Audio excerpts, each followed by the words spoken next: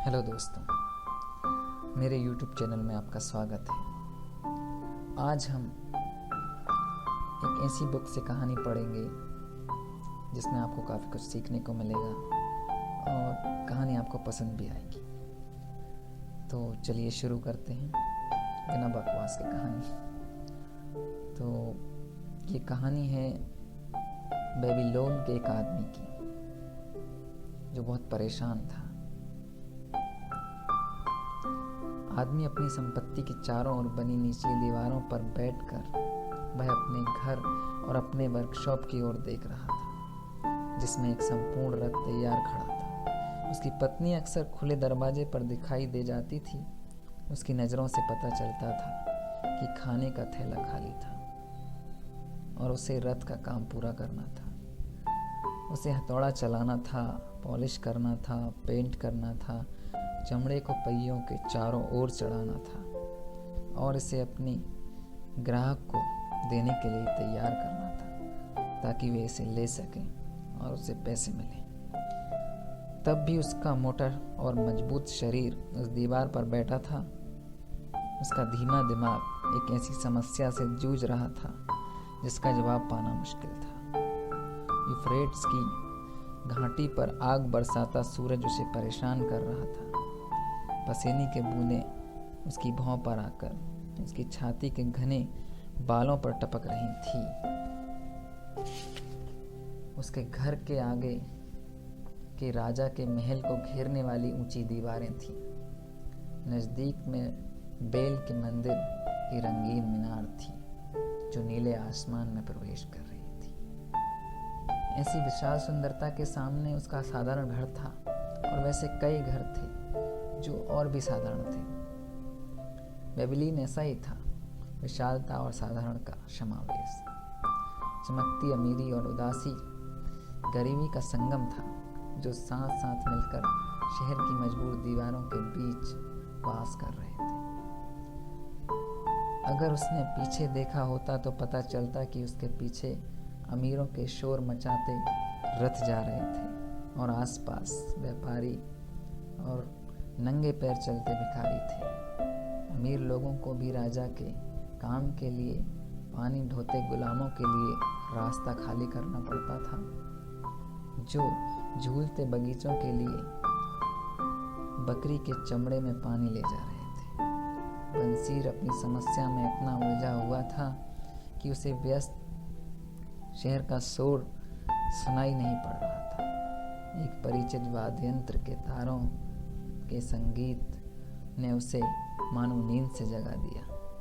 वह मुड़ा और उसने अपने सबसे अच्छे दोस्त संगीतज्ञ कोवी के संवेदनशील और मुस्कुराते चेहरे की ओर देखा। मेरे अच्छे दोस्त, भगवान ने तुम्हें ढेर सारी आज़ादी दी, कोवी ने सलाम करते हुए कहा। लेकिन तब भी ऐसा लगता है कि वे इतने दयालु हैं कि तुम्हें काम करने की ज़रूरत नहीं। मैं तुम्हारे सौभाग्य में तुम्हारे साथ खुश हूँ और इसे मैं तुम्हारे साथ बांटूंगा भी। कृपया अपने बड़े बटुए से 2 साधारण सिक्के निकालो और मुझे दे दो। जब तक रात में सज्जन पुरुष के यहाँ भोज समाप्त ना हो जाए तुम उन्हें खोओगे नहीं, क्योंकि वे तुम तक वापस आ जाएंगे। अगर मेरे पास 2 सिक्के होते, बंसीर ने कहा, अगर मेरे पास 2 सिक्के होते तो मैं उन्हें किसी को भी नहीं देता, तुम्हें भी नहीं मेरे प्यारे दोस्त, क्योंकि वे मेरी पूरी संपत्ति होते। कोई भी इंसान अपनी पूरी संपत्ति किसी को नहीं देता, अपने सबसे अच्छे दोस्त को भी नहीं। कोवी ने आश्चर्य से पूछा, तुम्हारे पास पर्स में एक सिक्का भी नहीं है, फिर भी तुम दीवार पर मूर्ति की तरह बैठे हो। तुम रथ का काम पूरा क्यों नहीं करते? अपनी भूख को कैसे मिटाओगे? मैं तुम्हारे जैसा वर्ताव नहीं। दोस्त, तुम्हारी अंतहीन ऊर्जा कहाँ गई? मैं तुम्हें कोई चीज परेशान कर रही है? क्या भगवान ने तुम्हारे लिए समस्या खड़ी की है? भगवान की दी हुई दिक्कत ही होनी चाहिए। बंसीर ने भी ये स्वीकार किया कि ये भगवान की दी हुई दिक्कत ही है। सबको ऐसे ही लगता है कि भगवान दिक्कत देते हैं हमें, लेकिन सच्चाई ये नहीं है कि भगवान हमें दिक्कत देते हैं। हमारी दिक्कतों के पीछे हमारा ही हाथ होता है, हमारा ही हाथ होता है, हमारा ही सर होता है, हमारा ही पैर होता है। हमारी दिक्कत के पीछे हम खुद होते हैं। भगवान थोड़ी कहते हैं कि आप ये करो, वो करो, ये चीज़ खरीदो, वो चीज़ खरीदो, ये काम करो, वो काम करो, लेकिन हम लोग खुद करते हैं और खुद समस्या में फंसते हैं, खुद परेशान होते हैं और दोष देते हैं भगवान को। ये बिल्कुल गलत है। चलिए, ये भाषण ज़्यादा हो गया थोड़ा, अब वापस आते हैं अपनी कहानी की ओर। तो बंसीर ने ये स्वीकार किया कि भाई भगवान ने तकलीफ दी है उसको। ये एक सपने से शुरू हुआ था, ये बंसीर बता रहा है। ये एक सपने से शुरू हुआ था, एक ऐसे बेमतलब के सपने से जिसमें मैंने सोचा कि मैं एक पैसे वाला आदमी हूँ। मेरे बेल्ट से एक भारी बटुआ लटका हुआ था जिसमें सिक्के भरे हुए थे। उसमें सिक्के थे जिन्हें मैं भिखारियों को उधारी से दे रहा था। उसमें चांदी के सिक्के थे जिनसे मैंने अपनी पत्नी और अपने लिए मनचाहा चीज़ें खरीद रहा। उसमें सोने के सिक्के थे जो मुझे सुरक्षित भविष्य का एहसास देते थे और चांदी को खर्च करने की हिम्मत देते थे। संतुष्टि का एक एहसास मेरे अंदर था। तुम मुझे एक मेहनतकश दोस्त के रूप में नहीं जानते होंगे, ना ही मेरी पत्नी मुझे ऐसा जानती। अगर उसका चेहरा झुर्रियों से आज़ाद और खुशी से चमक रहा होता, वह फिर भी अपने नए वैवाहिक जीवन की मुस्कुराती लड़की होती। सच में एक सुंदर सपना था, कोवी ने कहा, लेकिन ऐसे खुशनुमा एहसासों से तुम्हें दीवार पर बैठी उदासी मूर्ति के रूप में कैसे बदल दिया? तो बंसीर ने कहा, सच में क्यों? क्योंकि जब मैं उठा और मैंने देखा कि मेरा पर्स कितना खाली है, विद्रोह की एक भावना मेरे शरीर में दौड़ गई। इस बात में बात करते हैं, क्योंकि जैसा जहाजी कहते हैं, हम दोनों एक ही नाव के सवार हैं। छोटी उम्र में हम पुजारियों के पास इतना ज्ञान पाने गए, बड़े होने पर हम उन्हें दोस्त बने।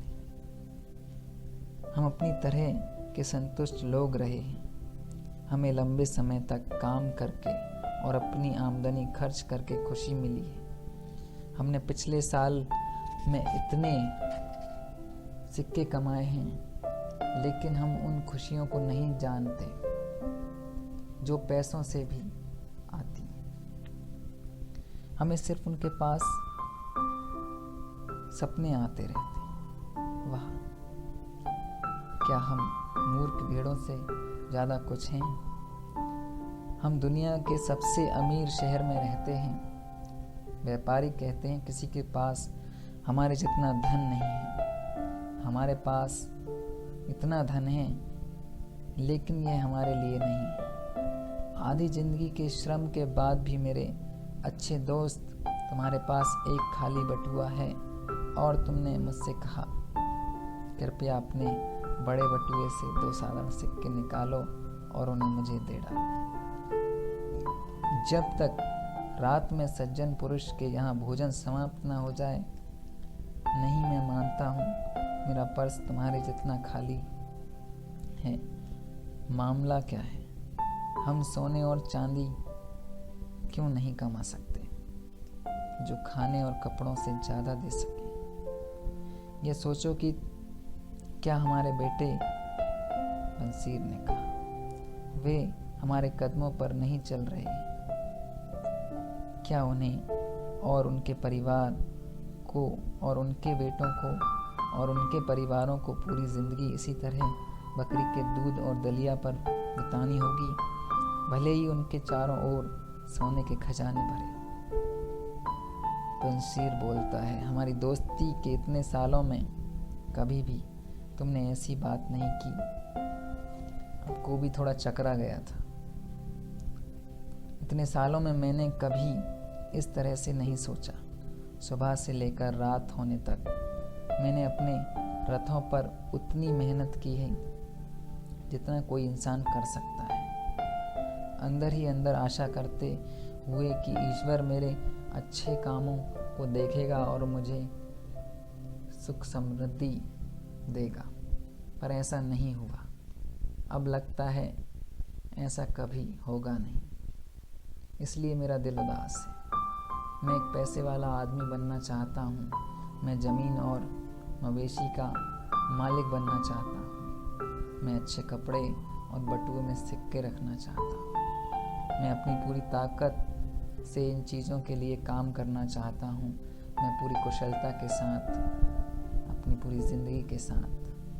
पर मैं चाहता हूँ कि मुझे मेरी मेहनत का पुरस्कार मिले। हमारे साथ मामला क्या है? फिर से पूछता हूँ, उन लोगों की इस तरह अच्छी चीज़ों को आनंद क्यों नहीं उठा सकते जिनके पास इन्हें खरीदने के लिए स्वर्ण नहीं है? अगर मैं इसका जवाब जानता, कोवी ने कहा, मैं तुम्हारी तरह ही संतुष्ट होता। संगीत से मेरी कमाई जा चुकी। अक्सर मुझे इस तरह से प्लान बनाना पड़ता है कि मेरा परिवार भूखा ना रह जाए। साथ ही मेरे सीने में एक ऐसे बड़े वाद्य यंत्र के लिए गहरी इच्छा है जिससे मैं एक ऐसा संगीत पैदा कर सकूं जो मेरे मन की गहराई से आए। इस तरह के यंत्र से मैं ऐसा संगीत बना सकता हूं जो राजा के लिए कभी सुना ना हो और राजा ने कभी ऐसा संगीत सुना ही ना हो। मैं तुम्हारे पास ऐसा वाद्य यंत्र होना चाहिए। पूरे बेबीलोन में कोई भी इंसान इतना मधुर नहीं गा सकता, इतना मीठा नहीं गा सकता जिससे सिर्फ राजा नहीं बल्कि देवता भी खुश हो जाएं। लेकिन तुम ऐसा कैसे कर सकते हो जब हम दोनों राजा के गुलामों की तरह गरीब हो? देखो, वे आ रहे हैं।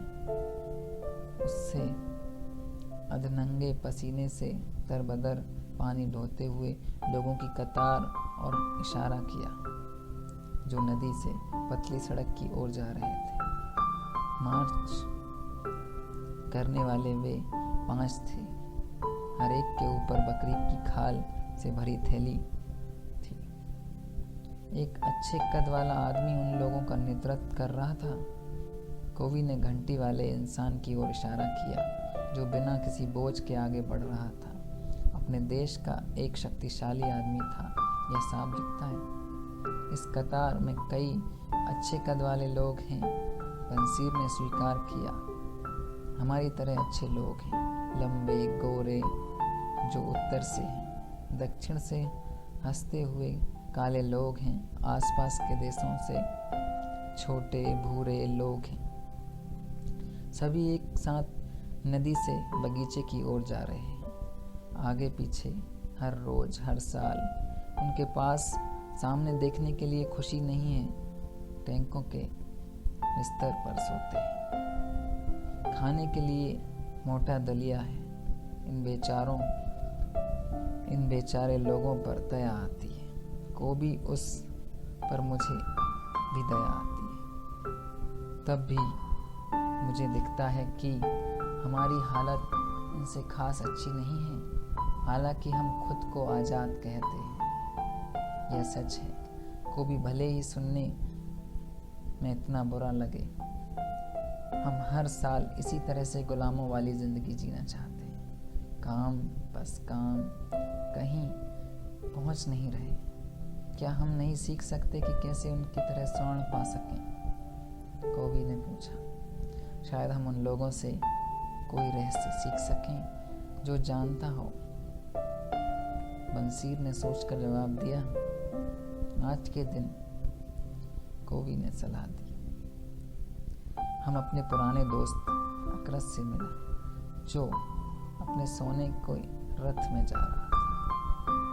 मैं कहूँगा कि उसने मुझसे वैसा अनदेखा नहीं किया मुझे जैसा करना चाहिए। बहुत लोग अपना अधिकार समझेंगे, बदले में उनसे अपना हाथ हिलाया। सारे लोग देखने लगे। उसे संगीतकार को संबोधित किया और उसकी और दोस्ती भरी मुस्कान देते हुए देखे। उसे बेबीलोन का सबसे अमीर आदमी माना जाता है। बंसीर ने सोचा, वह इतना अमीर है कि राजा भी उससे खजाने के लिए मदद मांग लेते। बंसीर ने कहा, मुझे डर लगता है कि कहीं मैं अपने हाथ उसके मोटे बटुए पर ना डाल दूं। कवि ने फटकार देते हुए कहा, एक इंसान की संपत्ति उसके बटुए में नहीं होती। एक मोटा बटुआ तुरंत खाली हो जाता है अगर उसे भरने के लिए स्वर्ण की धारा ना हो। हरकत के पास आमदनी है जो इसे लगातार भरती रहती है, भले ही वह कितना ही क्यों खर्च ना करे। आमदनी यही चीज है। बंसीर ने कहा, काश मेरे पास भी आमदनी का ऐसा स्रोत होता जो मेरे बटुए को भरता रहता, भले ही मैं दीवार पर बैठूं या पूरे देश की यात्रा करूं। हरकत को पता होना चाहिए कैसे कि आदमी अपने लिए आमदनी बना सकता है। क्या तुम्हें लगता है वह यह तरीका मेरे जैसे धीमे दिमाग वाले आदमी को समझा सकता है? मुझे लगता है उसने यह तरीका अपने बेटे नौमसीर को सिखाया होगा। कबीर ने फिर कहा, क्या वह निनिवेह के पास नहीं गया? जैसे यह बताया जाता है कि अपने पिता की सहायता के बिना शहर का सबसे अमीर आदमी बन गया। तुम्हारी बात से मुझे एक दुर्लभ विचार आया है। बंसीर की आंखों में चमक आ गई। एक अच्छे दोस्त की सलाह लेने में कुछ खर्च नहीं होता और हरकत वैसा ही अच्छा दोस्त है। माना कि हमारा बटुआ और के घोंसले की तरह खाली है, लेकिन इससे परेशान नहीं होना चाहिए। हम संपन्न जगह में बिना स्वर्ण के होने के कारण थक गए। अब हमें पैसे वाला आदमी बनना है। आओ हरकत के पास चलते हैं और पूछते हैं कि अपने लिए पैसे कैसे कमा सकते हैं। बंसीर, तुमने सच्ची प्रेरणा से कहा। तुम मेरे दिमाग में एक नई समझ लाए हो। तुमने मुझे एक ऐसा एहसास दिलाया है कि अब हम तक पैसे क्यों नहीं कमा पाए। हमने कभी इसे खोजा ही नहीं। तुमने बड़े धीरज से बेबीलोन में सबसे मजबूत रथ बनाया है। इस लक्ष्य से तुम्हें सबसे बेहतर कोशिश की, इसलिए इस काम में तुम सफल हुए। मैंने एक सफल संगीतज्ञ बनने की कोशिश की, इस कारण मैं सफल हुआ। जिन चीज़ों पर हमने कोशिश की है हम उनमें सफल हुए। देवता हमें ऐसा करने देते रहे। अब अंत में हम सूरज की तरह चमकीली रोशनी देखते हैं। इससे हमें सीखने की दिशा दिखाई दे ताकि हम और तरक्की कर सकें। इस नई समझ के साथ हम अपनी इच्छाओं की पूरी करने के लिए अच्छे तरीके पाएंगे। हरकत के पास आज ही जाते हैं। बंसीर ने कहा, साथ ही हम बचपन के अपने दोस्त से भी पूछते हैं जिन्होंने हमसे ज़्यादा सफलता नहीं पाई, ताकि वे इस ज्ञान को पा सकें। तुम हमेशा अपने दोस्तों के बारे में सोचते हो, इसलिए तुम्हारे इतने दोस्त हैं। जैसा कह रहे हो ऐसा ही होगा। आज हम जाकर उन्हें साथ ले चलेंगे। तो आज की कहानी तो दोस्तों यहीं तक है। अब वो जाएंगे, उससे सीखेंगे अपने दोस्त से। तो दोस्तों ऐसी है ज़िंदगी, हमें सीखता रहना पड़ेगा, जब भी हम अपनी ज़िंदगी में कुछ कर पाएंगे। अगर ज़िंदगी में सीखना बंद हो जाता है तो तरक्की भी बंद हो जाती है और ज़िंदगी वहीं रुक जाती है। इसलिए हमें सीखते रहना बहुत ज़रूरी है। तो दोस्तों, आज की कहानी आपको कैसी लगी कमेंट कर बताएं, और प्लीज़ चैनल को सब्सक्राइब कर दें। अगर कहानी पसंद आई हो तो थोड़ा सा लाइक भी कर दें, इससे थोड़ा हमारा भी मोटिवेशन बढ़ेगा आपके साथ साथ। चलिए दोस्तों, थैंक यू। फिर मिलेंगे अगली वीडियो में किसी अच्छी सी कहानी के साथ।